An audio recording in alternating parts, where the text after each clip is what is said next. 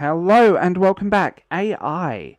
So AI is a thing that I have very mixed feelings about, and for the few people that have asked, the reason I'm wearing a lot of hats in my videos lately is I have sunburn on the top of my head and it's miserable, so we'll carry on. Hello. This has been an interesting thing, and I'm going to preface this by saying it can be an amazing tool. Like, it can be a spectacular tool for perspective, for distance, for filling in some gaps, changing colours, changing lighting. There's been elements of this for a long time. Now we're at the point where it's becoming the end product, which is something I wholeheartedly disagree with. So, this article that was... I'll put a link to this down below. I'll put it in the comments, I think, because it's easier. People actually look in those. Magic the Gathering boss says AI could start designing Magic the Gathering. Of all things, I am the firm believer that AI has been playing a role in Magic the Gathering and Wizards D&D. It's recently come out that they have. It's concerning. Like I said, it should be a tool.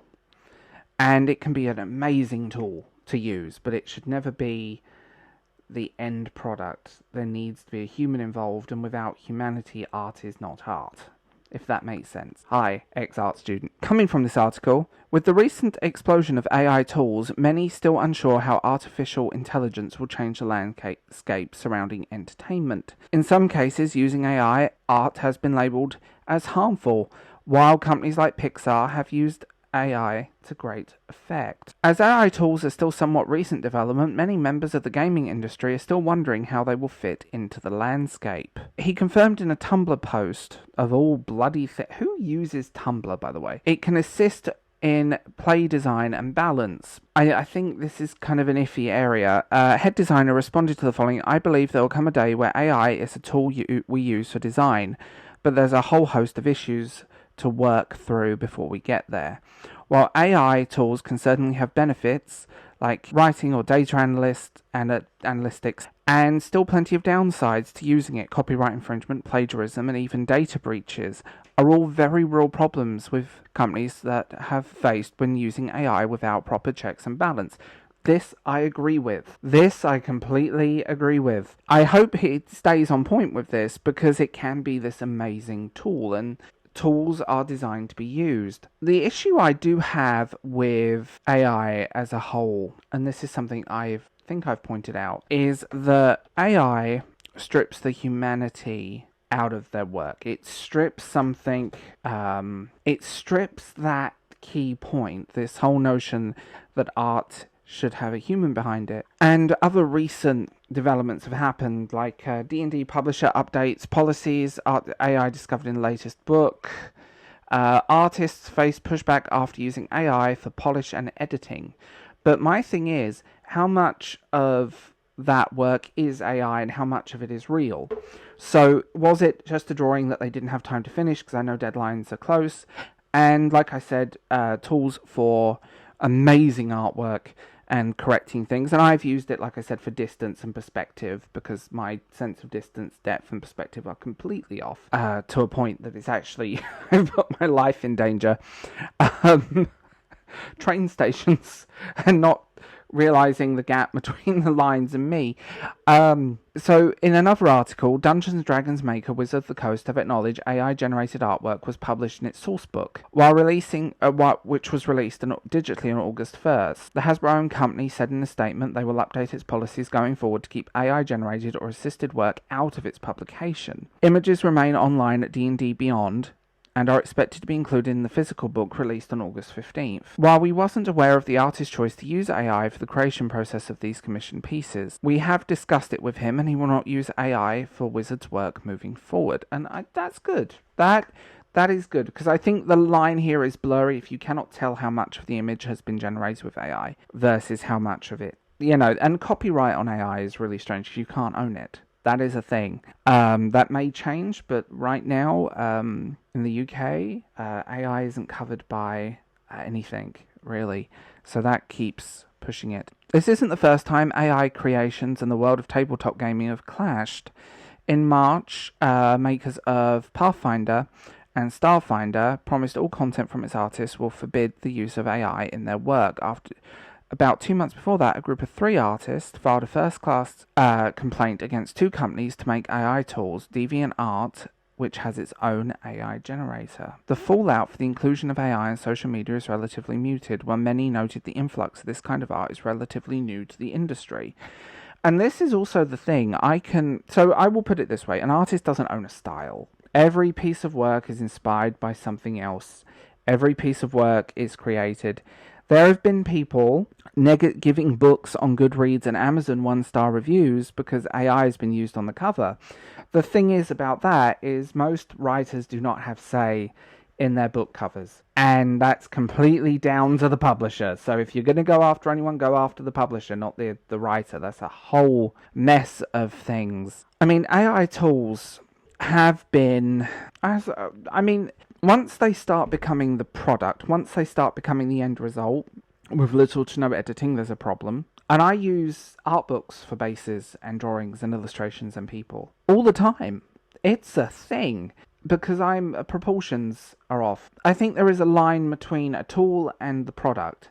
And using art books reference material is great. Using AI maybe to, I don't know, like I said, change some lighting or expanding a background, or upscaling something. AI upscale is fantastic.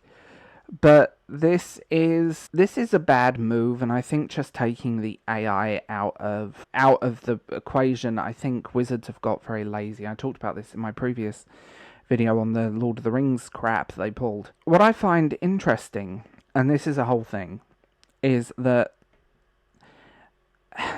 so sometimes, and I'll go into this, you can tell something's been AI, you can tell something's been lazy, and laziness and Wizards seem to go hand in hand recently.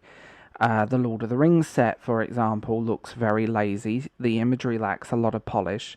And tourists are coming in who have no connection to Magic the Gathering, have probably never played it in their life, barring a handful of games at a pub, are suddenly crying about it, how amazing it is, and that toppy tourists are the worst people, and it's just a thing. And it doesn't help. People are leaving the game. People are leaving Magic the Gathering. I mean, a lot of content on Magic the Gathering isn't actually about the cards, the game, strategies. It's about the value of the cards, and that's what a lot of people view it as. They view it as an investment piece rather than a game. And that, I think, is really sad. I mean, I've got some gorgeous art books for Magic the Gathering above my bookshelf over there, and my grandmother's China cabinet.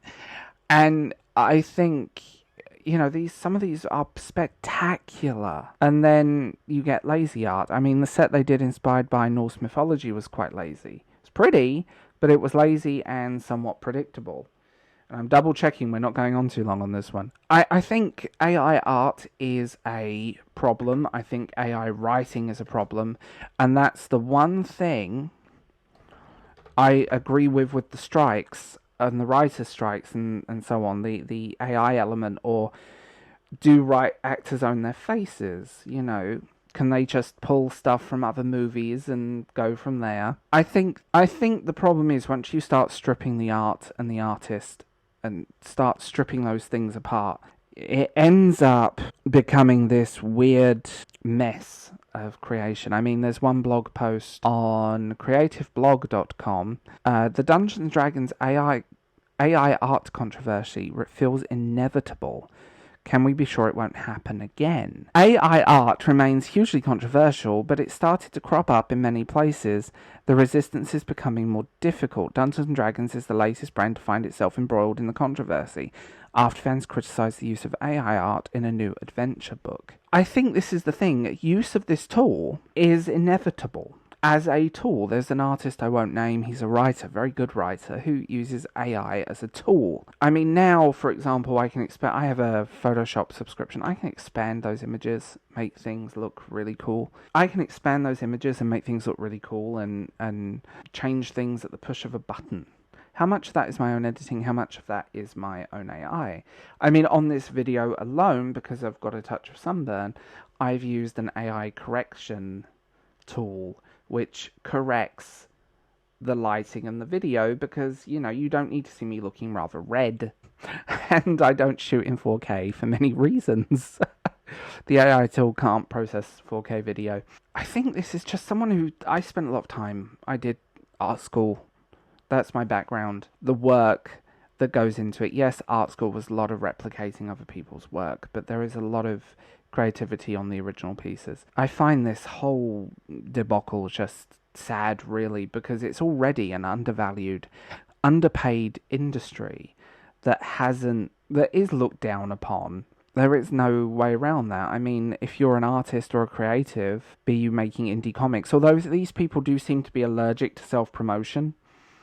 Like, you have to promote your work to get it to sell. And it's concerning to witness, it's concerning to see. And now we've got YouTube videos where I can listen to an artist sing a song by another artist, and it's completely artificial intelligence.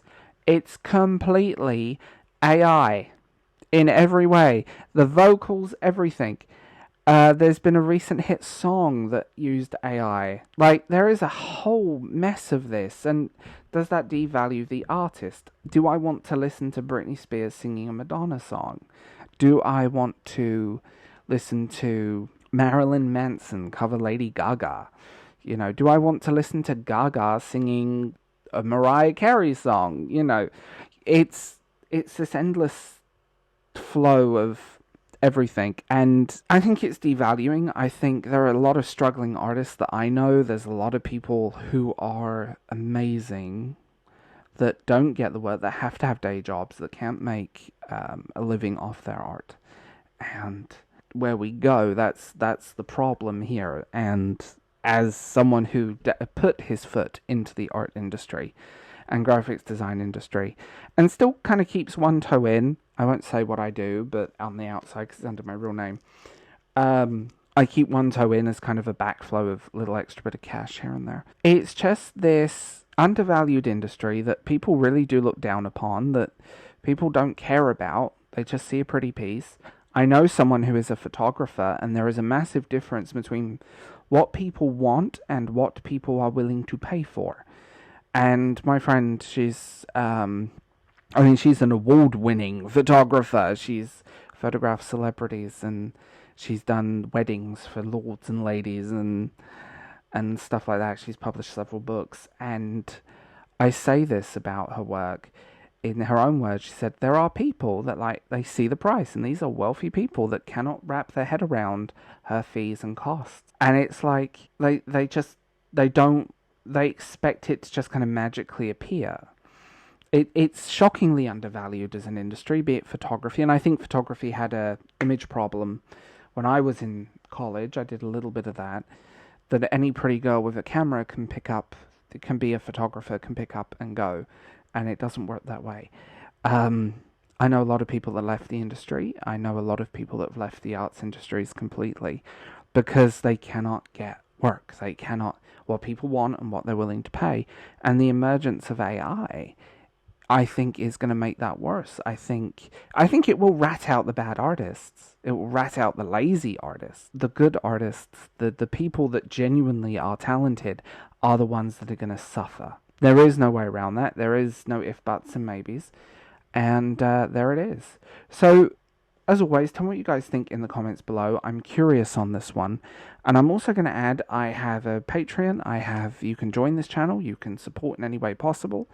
That would be great. But if you can't, please don't feel bad about it. Because, you know, just watching my videos is enough. I do 3 videos a week and lots of shorts. So, there we go. Is AI art the death of the artist? Anyway, I will talk to you guys soon. Bye.